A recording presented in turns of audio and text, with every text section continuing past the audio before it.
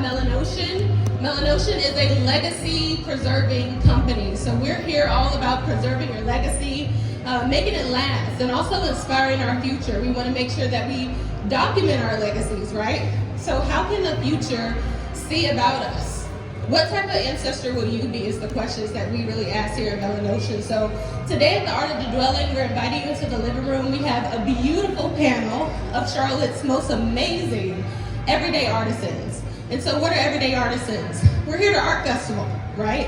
And what do you see? You see a lot of dancing. You see a lot of performers, singers, painters. But what about our florists? What about our interior designers, our stylists, our curators, people who shape our dwellings every day?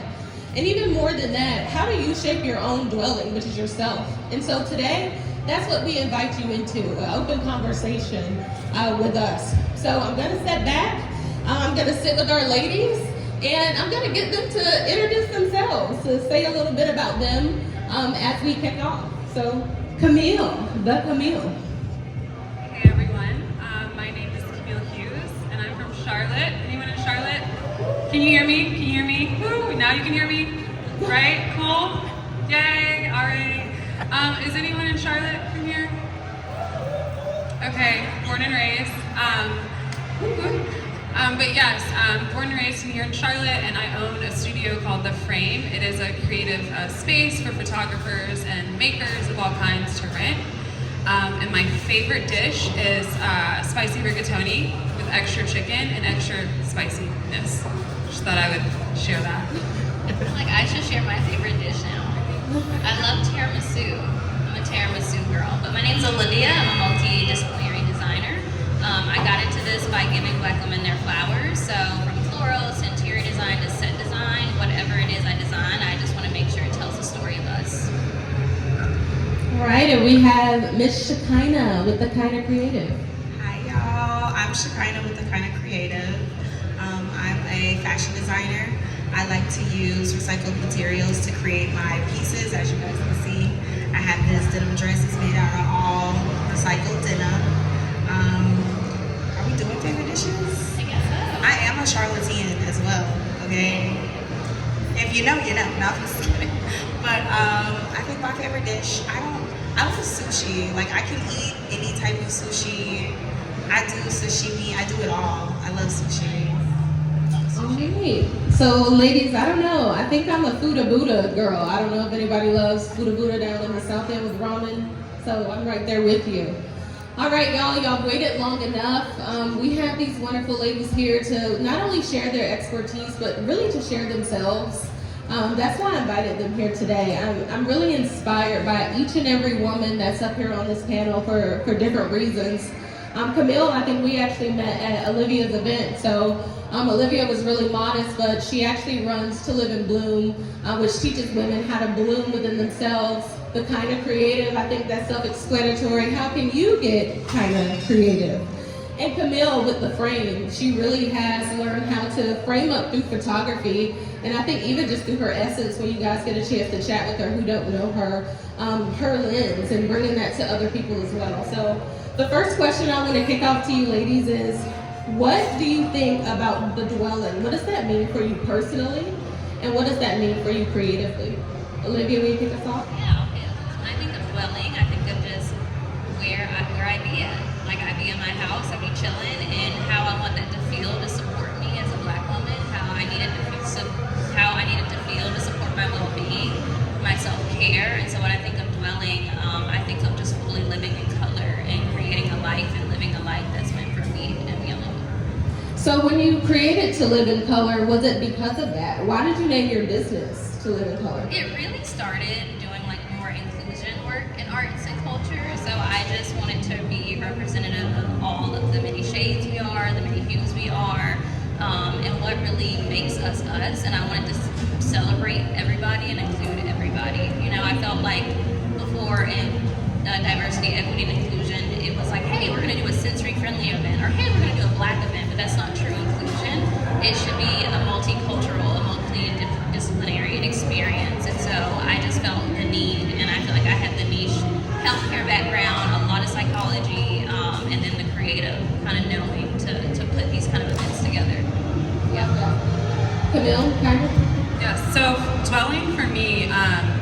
You know, it's interesting, you know, when we're younger, our parents and, you know, our elders teach us to dream and live, you know, and then when we get older, we don't dream anymore. So dwelling is imagination.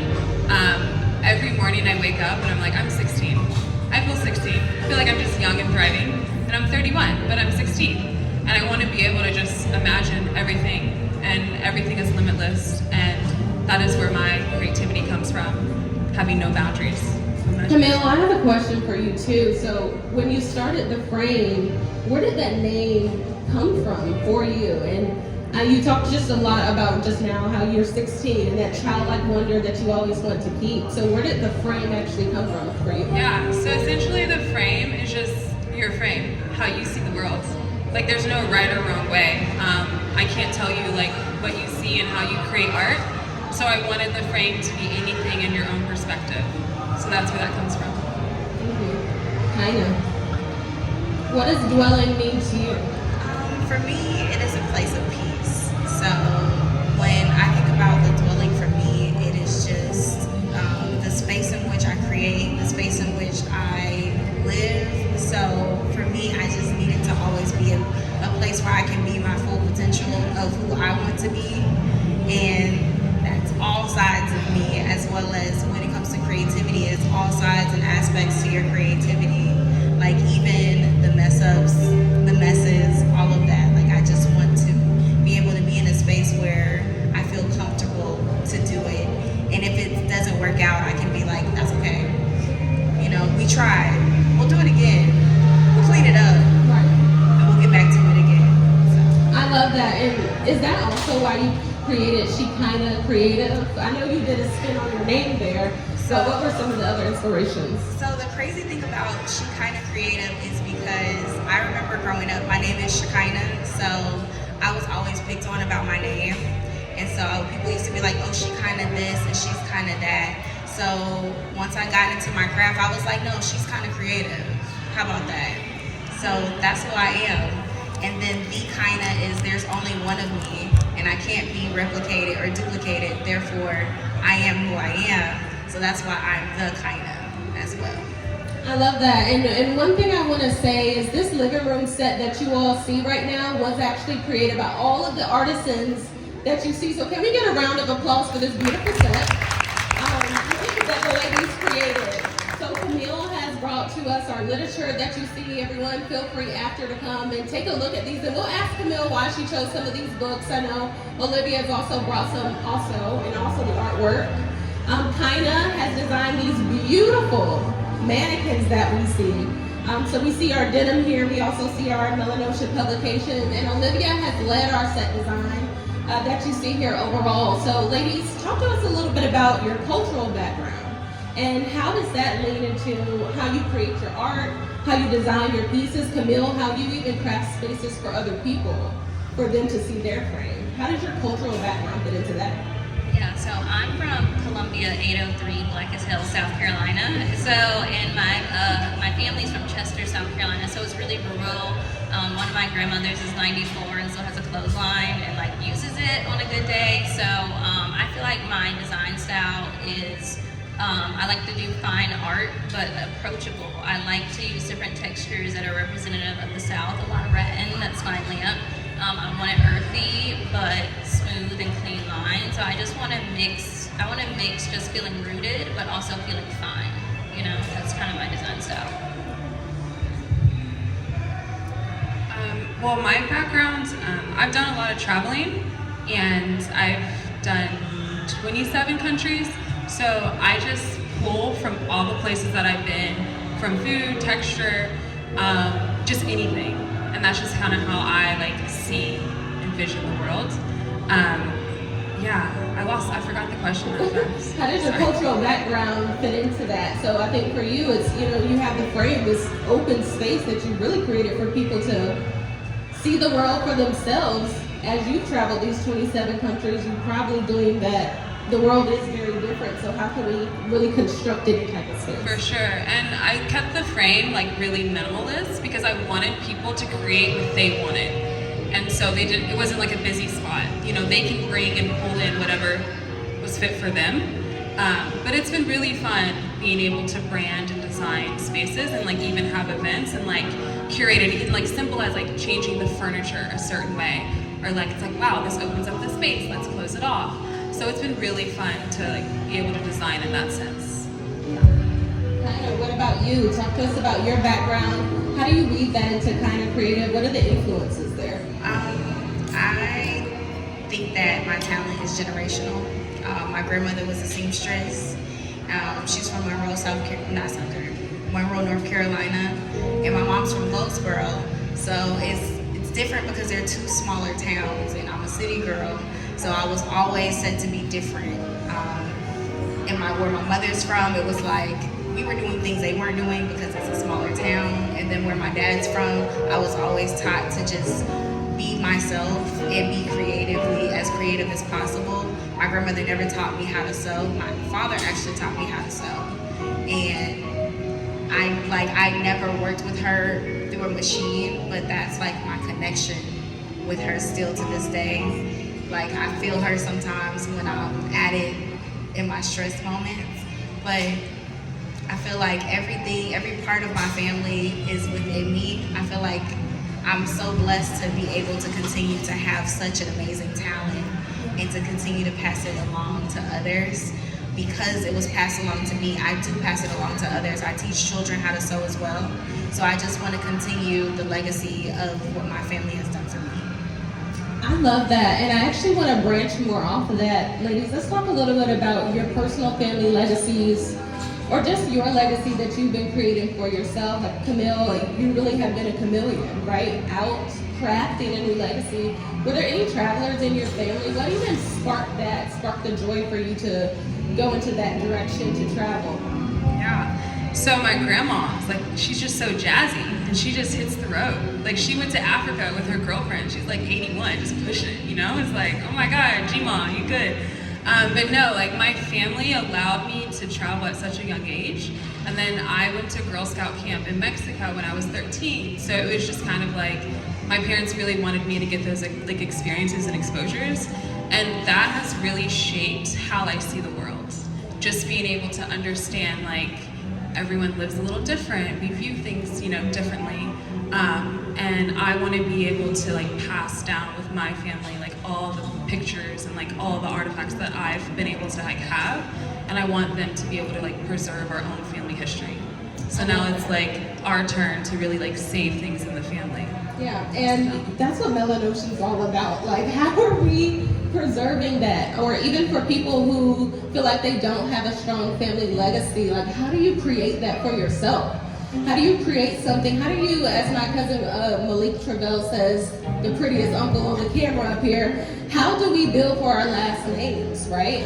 And I think you all are all a testament of building for your last name, but also having inspiration from your family. So Olivia, Olivia has a beautiful chair from her grandmother that we did not get to see today, but hopefully she posted and tells all about this story. But Olivia, talk to us a little bit about your inspirations from family that led you to teaching other people how to bloom for themselves. Yeah, so they didn't really have much. They were in Chester, South Carolina. My grandma Ruby, whose red chair that I have, they didn't really aspire for much of a life outside of Chester, South Carolina, so she really took pride in her home, and I feel like that was her dwelling, and that was her art, and she just has the cutest house. It looks like straight out the 60s. Nothing has changed. Original furniture.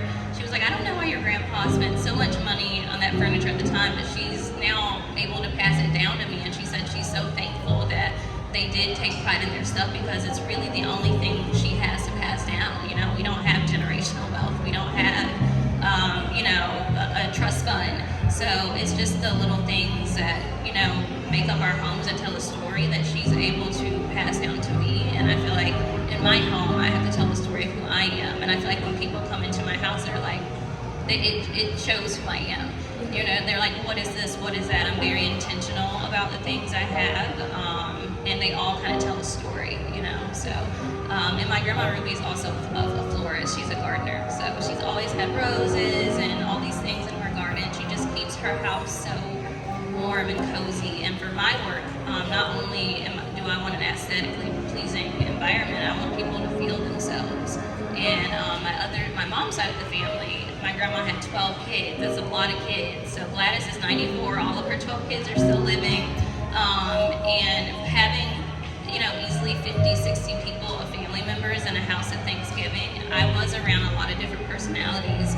We were all very different, very big personalities, very woman-dominated. So I think a home should just not be a pretty space and an interesting piece. It should also bring out the best and support the worst of people and just really be accepting. So I think that's the legacy that I'm passing down. I hope so. I love the common theme here amongst all the ladies. I hope y'all hear it too, and it's really about simplicity is what I hear at the end of the day that you all were taught. Camille's simplicity through the world, even though she was a world traveler, still a jet setter. I think, were you in Canada or Guatemala a few days or weeks before we I was did in that? Canada last I checked. Where were you? Yeah. Simplicity, kind of, not necessarily being able to craft directly with your grandmother, but those influences still showing up. So, kind of my question actually is next to you. How do you weave eco-friendly practices into your work without compromising on the style, on the functionality? And I want all of you all to answer this because I feel like all of you have this sustainability view when you kind of craft your spaces or live even when you're working with other people. But kind of, how are you doing that? I feel like from the beginning I kind of started doing that. I've always feel connected to earth. I know that sounds crazy, but that's a feeling that I've always had. When I first started school, I think one of my first English classes was to do a essay on the cons of what your field is and what are the negative sides of what you do. And it was a deep dive into how much waste fashion actually adds. And I felt like it was kind of like a dang, because I love what I do, and I was like, well, if I can continue to do me, then what will I do? And to be honest, even when I first started, before I went to school, I was revamping my own clothing. So it started with that, and then I just went on from there. Most of the fabrics and things that I get, sometimes I get them from thrift stores. I do have, I take denim donations because denim is one of the materials that I really, really love to work with. It's denim, you can do so much with it, and I love it because it's an everyday wear. You can wash it, you can get it dirty. It just still is so sustainable. It's such a beautiful, sustainable fabric. So that also makes me think about, you guys know we're all in the athleisure world today. It seems like we can't get even kids to dress up anymore. We just want to be comfortable, right? But bringing back the nostalgia of just the Levi jeans that I remember wearing on the playground, or just weaving those things back in is what I hear you saying in there. Olivia, what about you? How are you keeping these eco-friendly practices? And you work with a lot of florals too. I know you deal with a lot of waste, so how is that something you deal with also? Yeah, flowers are waste as well, but so is nature. They're gonna die anyway, so that's kind of how I look at it. I don't hold a lot of guilt around that. I am very careful about the materials we use. Like, I don't use foam, and that's a very popular practice of using foam, but that is very toxic.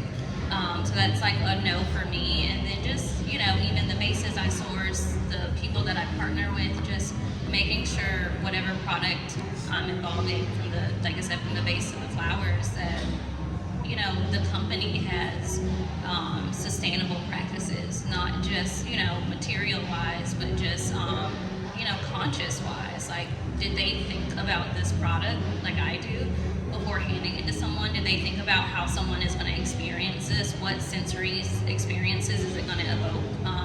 And on top of just like looking at the leadership on their page, that's really important to me. Again, I'm coming from kind of diversity, equity, and inclusion, so I don't really want to partner with someone if I, look on their page and equity and inclusion isn't an effort, So that's kind of how I do it. So I haven't really had all the best practices, but I turned a new leaf, again with the studio, just having to curate events. Last year I would just go out and buy stuff so expensive and never use it again, and this is pointless, this is wasteful. So now I'm a thrift girly, right? So I've been thrifting a lot of things for events, and it's been really fun. And now I just have a whole storage room of just things that I can just pull from. So I really haven't purchased anything because I just have used all the things from my house. Yeah. So keeping it nice, keeping it clean. Yeah. So how are you guys weaving these into your own personal spaces? So Liv, I know you talked a lot about how your home is really a reflection of you. I think one thing I like to say is if you craft your space, you almost craft your soul, right? Because your soul is an extension of you. So you've heard the ladies talk a lot today about their grandmothers or their influences and how that shows up a lot of times in physical things that they have, like Liv's grandmother's chair, or Kina's mindset of why she went out, or even Camille of how she just explores the world and leaves a blank canvas for everyone else to discover. So I want to peek into you guys' personal spaces also. How are you creating your own dwelling, and how do you manage your own energy and the energies that you allow within your dwelling, right? Because that matters. Today you all are sitting in our living room and we welcomed you in, but in your own personal spaces, be conscious of that, right? Who you're letting in. Like Liv said, who are you working with? Who are you partnering with? These things we need to be very intentional about, right? Because they help to build our legacy, who we are. So ladies, let's get in your business. What does your home look like? How do you craft your own dwelling? Well, I have nothing in my apartment right now. I don't have a couch, and I moved the couch, the rug is right here. I'm getting rid of everything, so I'm starting from scratch. Yeah. So I don't really know where I'm going, but I'll know next week where I'm headed with my environment. I love I that. just need a shed. How I decorated a year ago, I'm not the same person. So I'm ready to be a new Camille in my space. What advice, Camille, do you have for people who are wanting to shed? I know for me, I'm tired of looking at my white walls. Sometimes I feel like I'm in asylum, so I'm actively trying to craft my space. For people who are trying to shed things and maybe they're afraid of that, or they're just looking around at their walls, you craft spaces all day and help people with that. What advice would you have for someone? Just let it flow to you. Don't force it. Just let it come to you when it's supposed to come, and that's how I find my inspiration. I'll find a picture, something that I want to embody it, but I don't force it. It'll come when it comes. I'll find all the pieces when it needs to be. So it just flows. Let it flow. Let your life flow. Just let it flow, right? Just let it Flow. What was the question? Can we go back to the question? Sorry. Tell us about your home. I know you kind of chatted about that a little bit already, about just the pieces that you crafted. A lot of those pieces are maybe from your families. But why is it important to you to even monitor that energy, the things that you purchase, the people that come in? How do you manage your own world? I really just enjoy storytelling, this piece here. It's over here. This is a recipe that this 100-year-old lady that I just used to sit with, and she used to teach me bridge and card games. She was 100 years old, and she is from Italy, and she hand wrote this lasagna recipe. So this is just in my kitchen, on the back of the wall. And it just reminds me of where I've came from, the people that have helped me along, and that's just really important for me. Again, I like to start the day with pleasure, so just if I'm having my morning cup of coffee, this is something that I see every day that just reminds me, her name was Marie, of just my time with her. And the advice that she gave me about living life traveling, I just don't take those interactions for granted. So I feel if all my home is made up of these little things, which is a lot of sentiments, it just is giving me my superpower to also go out and be a sentiment for somebody else, Yeah. Kinda. I feel for you, answer this based upon, I feel you're in people's homes, or you're in people's homes all the time because you're a stylist. Not only that, you're a designer. You make things custom. So not only are you crafting your own space, but you're also in and out of other spaces. How do you correct that for yourself? How do you manage that for yourself? In my own home. In your own home, but also as you enter in and out of others. Normally, especially when I enter into other people's space, I feel even when I enter into my own home, I always want to make sure that my energy is in a wonderful place so that they can feel great about what I'm doing for them. Because I give a service, and I feel almost almost like being a designer is like being your therapist. It's like being your best friend, because we have to tap into all of that so that we can get everything we need to get out of you to create what you want, to create that ideal look that you're looking for. So when I'm at home, I do that for myself. Like, I tap into myself. I'm not gonna lie. I literally have a room dedicated to clothing. It is a closet room. So it's always pieces everywhere. I like to actually be able to see my pieces. And then once a month I try to change my mannequin out, because for me that's it's kind of like my centering. I'll literally drape how we drape that today.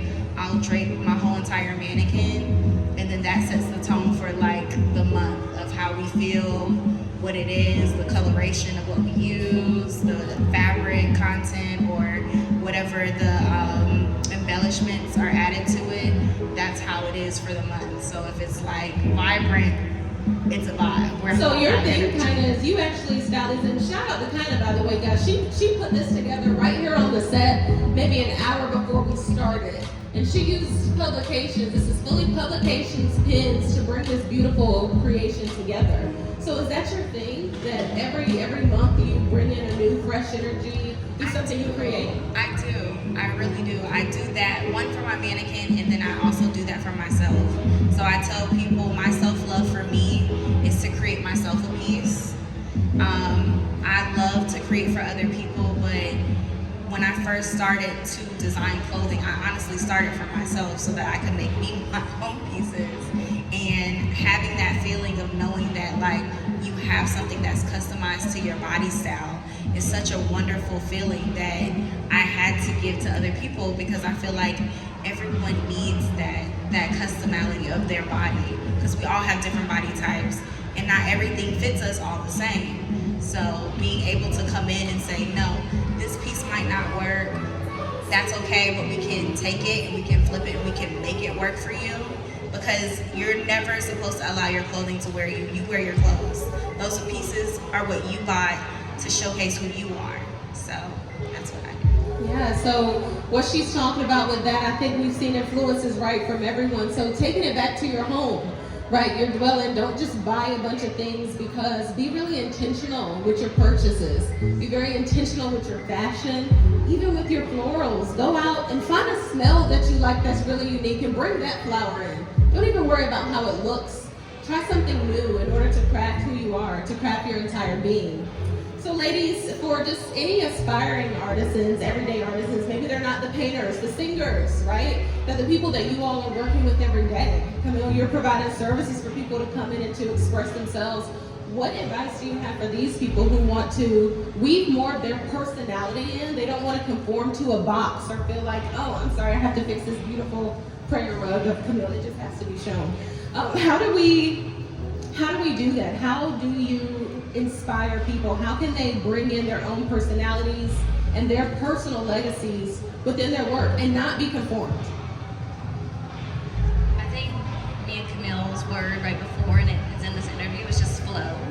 And I think a lot of people will say, this looks like it really came natural to you, it's organic, and because it is, because it's me, and just flow with it. If you create something and you don't like it, criticize it. Criticize it, be your own critic. Criticize it and be like, I don't like this, I want more of this. That's really my relationship with my art, is just, I'm very, as y'all might have saw, I'm very direct about what I like and what I don't like, and that's okay, because there's no right or wrong, you know, and just own that, and what you think is cool, and you'll find your people that think it's cool too.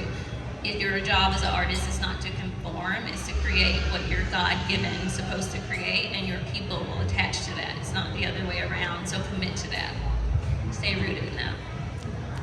Yeah, and I would say explore everything. From food to music to literature, I want to be able to reach where I'm going, and I can't do that if I do not expand my mind. So I want to know all the songs, all the food. I just want to be able to just know everything and just be diverse. So I just say keep exploring and keep trying new things. Just do it. Right? Just. Kinda. I mean, all of those are great answers, because I feel like that's definitely it is and what it takes to be a creative. I always say tap into who you are specifically. Sometimes you have to take the time to sit with yourself and actually tap into who you are as an individual so that you can get to where you are creatively. So, like for me, I have to have social media breaks because I can't constantly look at trends and media. I have to take time to separate myself from that so that I can know, okay, am I designing this because I want to? Or am I designing this because I see that this is something that's all coming up and everybody's got one, so. And how do you all manage that? Like, we are in a trend society, like kind of said, there's social media, there's so much consumption being pushed to us, and I think that's why it's so important for us to start to preserve our legacies, right? Because what is happening is, literally after every 2 generations, we're losing information about our families, and we're in just a content-centric world where there's thousands upon thousands of information being pushed to us every second. So how do you guys separate that from your crafts? How do you separate the content consumption, all that we see, all that's being pumped out into the world, versus your individualism? It's a very hard question. Kinda? Would you like to kick us off with that one? Well, like I said, taking time to kind of separate myself, because it can get overwhelming. As a designer, it can be overwhelming because people always want something that they've seen someone else have, and sometimes you just want to create the next thing that is your brand and not necessarily what other people are putting out. So I do social media fasts. Normally I do it at the beginning of the year, and then I do it in the middle of the year, and then I take like a small moment at the end to just center myself and reflect over everything that I've already done and say, okay, this is how far we've come, and this is what we want to continue to do. So you use the beginning and the ending of the year as intention setting. Absolutely. All right, Liv, I know you take some breaks here and there also, but you still are really active on social media, letting your followers know like what you're doing. I think that's a part of your brand, right? And that's also something that you've been trying to expand on this year too. So how do you create that balance with trying to show your followers that they need to bloom? You have to be really active on social media to really do that, but in a way you still find these moments and pockets of solace. How does that work for you? Well, it's intentional for sure. I think social media, I didn't like it for a long time, and I found a better relationship with it because I'm just kind of posting what I'm naturally doing. I think before I was kind of trying to conform or force a little bit, so that doesn't take much of my time. I set a timer for social media, so as active as I am, I'm not on it. I not only have Instagram right now. Do not bother me with TikTok, it's way too much. Like, I'm just like a one social media girl, and that's fine for me. You know, I think in a world where you feel like you have to have all the things, I just want my website and Instagram right now. And maybe a day will come when, you know, that'll change. But right now, that's the way that I feel that I still have a lot of my day to myself and to just live life. And it's not based around analytics and numbers, you know. I really commit to that. Every morning I do something that's unplugged. I start the day with pleasure, and that's just unplugging. And how do I want to spend the first 30 minutes to an hour of my day? I really try to own my time here on earth, and I've worked with so many older people. I've had a lot of death in my family since 2020, and I don't want anyone or anything to take that power away from me. I just want to feel like I'm raw and I'm real and I'm living and I'm looking at people. I'm not on a screen, and that's where I am mostly inspired. So I don't get very inspired scrolling, and so I have to just own that, you know. I hope we all hear that, right? In this consumption age, sometimes we may feel the pressure to keep up, even if it's subconsciously, I feel like it's something there, right? Subconsciously, these things maybe are ingrained in us that I need to keep up. But where do we find these moments of solace, like Olivia talked about? We find it right in our homes. So I push you all to try something different today in your space. Move a chair around, bring some flowers in. Heck, call Kinda and get a mannequin and figure that out, if that's the direction that you want to take. So Camille, I feel like for you, you're managing several things. I think you're doing a consolidation, right, with your media. You have your business pages. You also give us a window into your travels. How do you manage that? How do you manage social media with your businesses? Camille also just opened a new space out in Winston-Salem. Let's please give her a shout out for that. So how do you manage that as a business owner with a physical space, 2 physical spaces, and then a world traveler? I just hired someone for social media. I hate social media, just to be honest. But I'm working through it. I'm figuring it out. So once I know, I feel like we all struggle with it. I'll know. But I'm having fun like posting on my personal stuff. Like I'm really into food pillows. So I just want to show the world my collection of food pillows and just like the quirky stuff that I do. So yeah, that's it.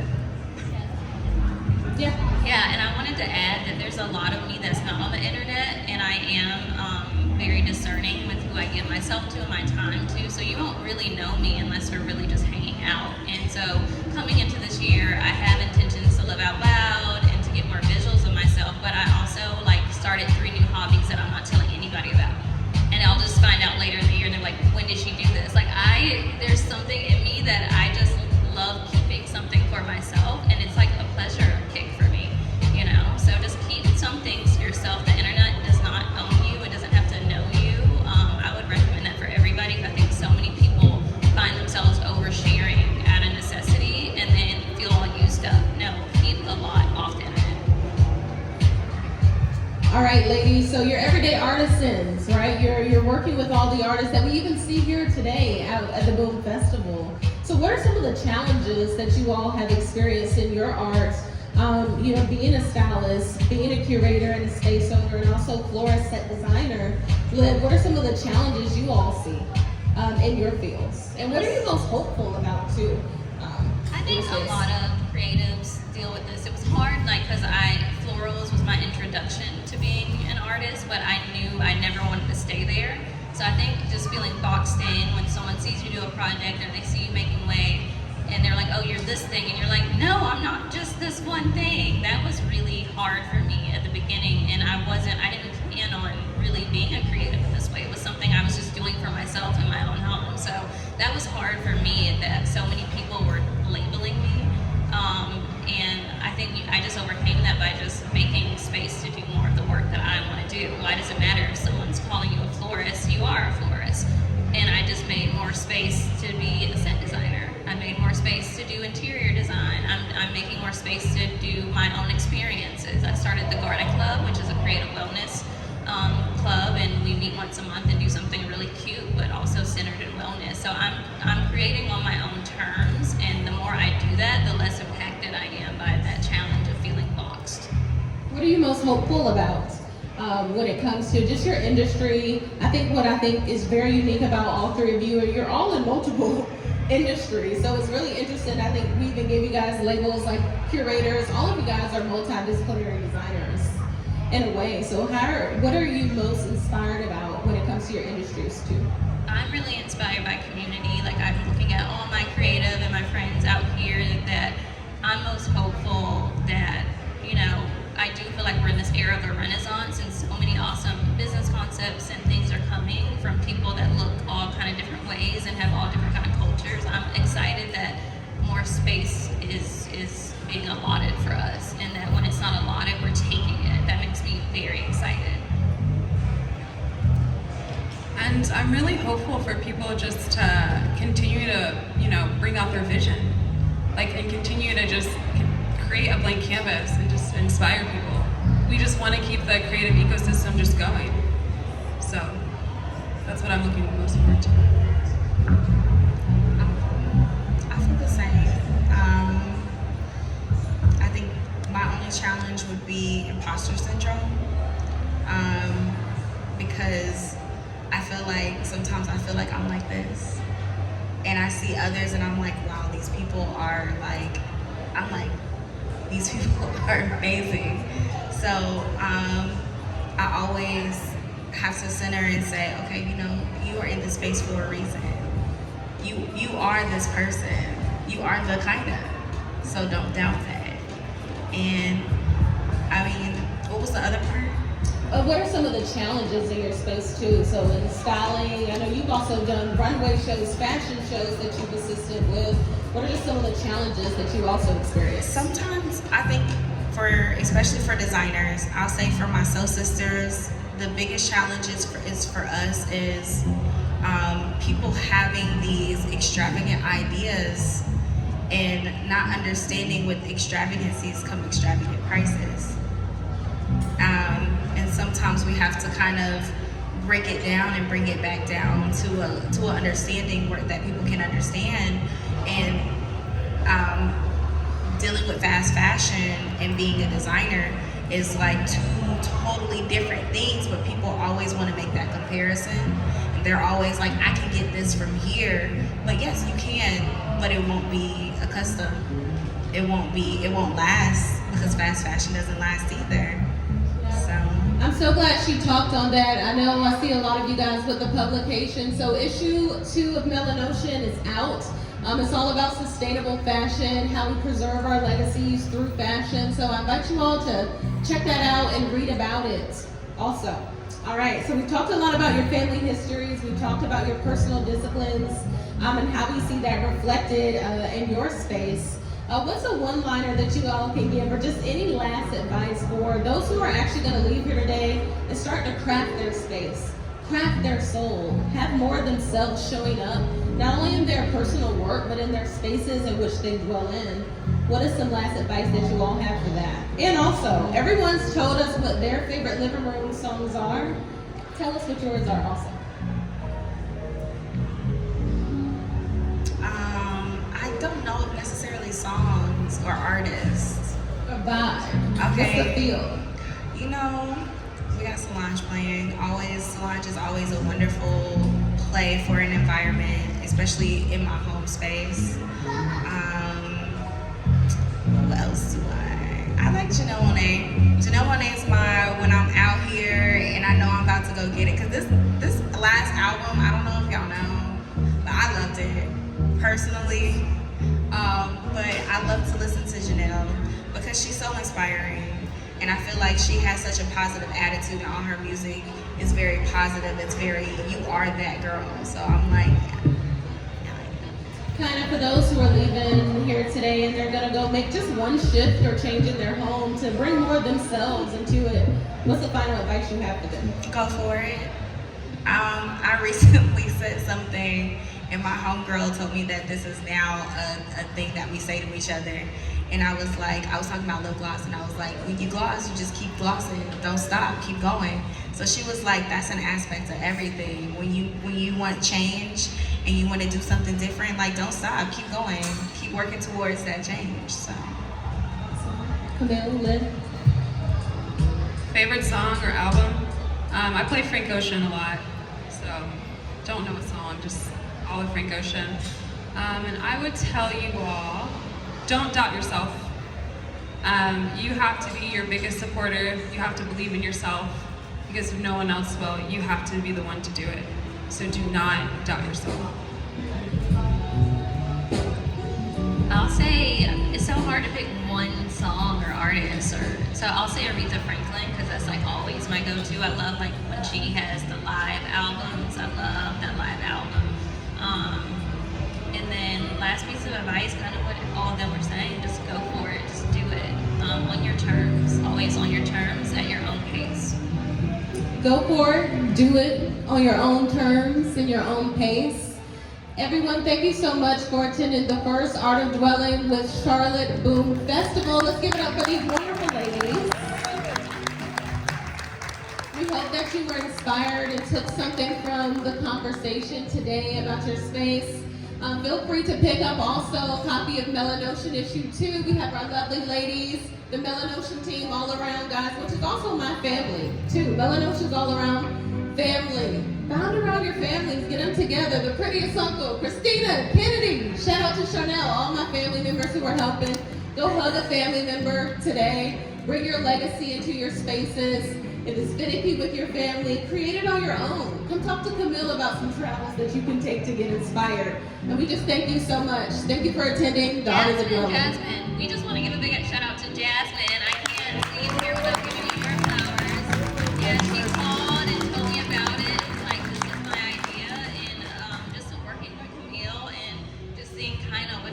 up. Like, Jasmine, you put together such a special group of people. We just really appreciate you. It was amazing.